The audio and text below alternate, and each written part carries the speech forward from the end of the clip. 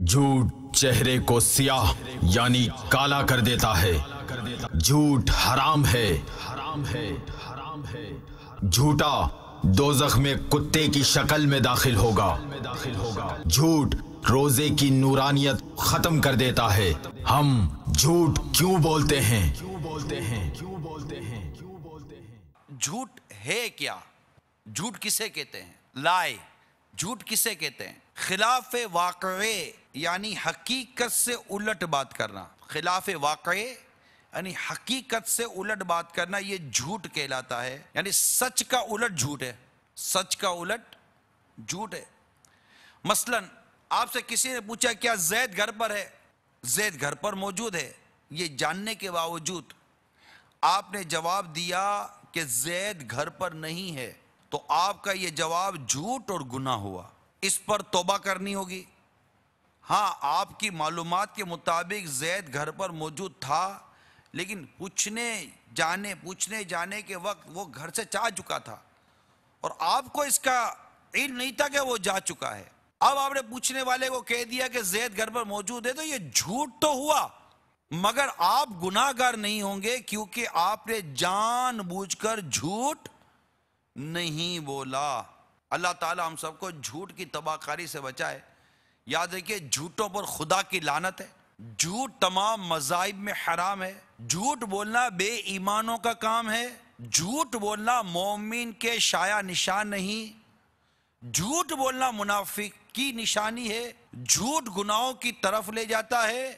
جھوٹ بولنا جہنم میں لے جانے والا کام ہے۔ توبوا الی اللہ، توبوا الی اللہ، توبوا الی اللہ۔ جھوٹ کے خلاف جنگ، جھوٹ کے خلاف جنگ، جھوٹ کے خلاف جنگ۔ جس طرح ہم نے غیبت کے خلاف جنگ چھیڑی اور یہ جاری رہے گی، اس طرح انشاءاللہ جھوٹ کے خلاف جنگ بھی، اور جھوٹ نہیں بولیں گے۔ جھوٹ نہیں بولیں گے انشاءاللہ عز و جل۔ حدیث پاک میں ہے، کسی شخص کے دل میں ایمان اور کفر جمع نہیں ہو سکتے، نہ سچ اور جھوٹ ایک ساتھ جمع ہو سکتے ہیں، اور نہ ہی امانت اور خیانت ایک ساتھ اکٹھے ہو سکتے ہیں۔ ایک اور حدیث ہے، مومن کی فطرت میں خیانت اور جھوٹ کے علاوہ ہر خصلت ہو سکتی ہے، جھوٹ اور خیانت نہیں۔ ایک اور حدیث میں ہے، عرض کی گئی یا رسول اللہ صلی اللہ تعالی علیہ وسلم، کیا مومن بزدل ہو سکتا ہے؟ ارشاد فرمایا ہاں۔ پوچھا گیا کیا مومن بخیل ہو سکتا ہے؟ ارشاد فرمایا ہاں۔ پوچھا گیا کیا مومن کذاب جھوٹا ہو سکتا ہے؟ ارشاد فرمایا نہیں، مومن جھوٹا نہیں ہو سکتا۔ توبوا الی اللہ، توبوا الی اللہ، توبوا الی اللہ۔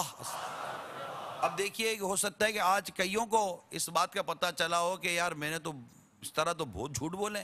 اب اسی طرح اگر ایک ایک گناہ کا اگر ہم جائزہ لینا شروع کریں نا، تو ایسا لگتا ہے کہ شاید کئی گناہ ایسے ہیں، کئی برائیاں ایسی ہیں جن کا ہمیں ادراک نہیں ہے۔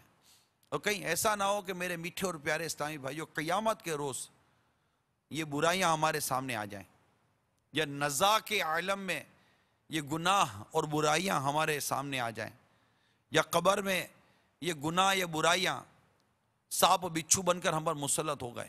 اگر توبہ کیے بغیر مر گئے اور گناہوں کی نحوست کا منہ دیکھنا پڑ گیا، تو پیارے اور میٹھے اسلامی بھائیوں اور مدنی چینل کے ناظرین، کہیں ہمیں پچھتانا نہ پڑ جائے۔ کر لے توبہ، رب کی رحمت ہے بری، کر لے توبہ، رب کی رحمت ہے بری، قبر میں ورنہ سزا ہوگی کری۔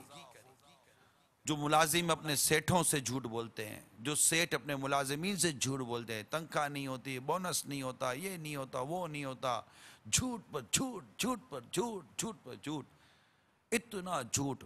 تو جس کی شریعت نے اجازت نہیں دی ہے، بلا اجازت شرعی جو اس طرح کے کام کرتے ہیں، اپنے لیے بہت زیادہ نقصان دہ عمل ہے یہ۔ اللہ تعالی ہمیں محفوظ فرمائے اور ہمیں سچ بولنے کی توفیق عطا فرمائے۔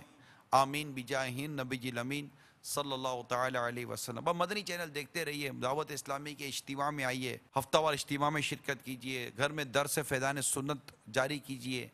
انشاءاللہ تبارک و تعالی امید ہے کہ اس طرح گھر میں مدنی ماحول بنے گا، اور جھوٹ کے ساتھ ساتھ دیگر کئی گناہوں سے انشاءاللہ ہماری جان چھوٹے گی۔ جھوٹ کے خلاف جنگ، झूठ के खिलाफ जंग, झूठ के खिलाफ जंग।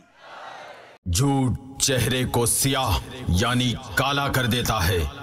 झूठ हराम है। झूठा दोज़ख में कुत्ते की शक्ल में दाखिल होगा। झूठ रोजे की नूरानियत खत्म कर देता है। हम झूठ क्यों बोलते हैं?